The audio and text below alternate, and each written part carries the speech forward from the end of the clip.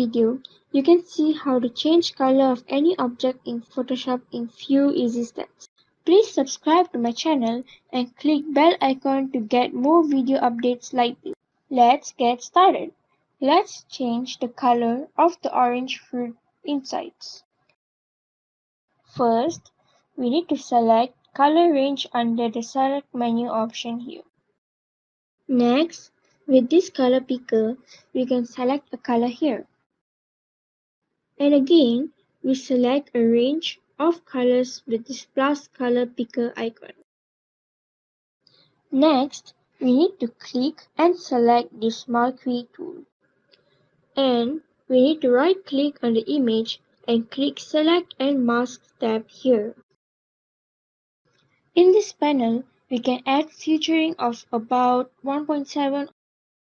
Next, with this adjustment layer option, we need to select the solid color. We can change to any color we want here. Let's go with this bluish green color.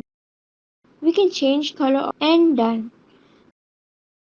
We can change the skin color of the orange by duplications the later and deleting here.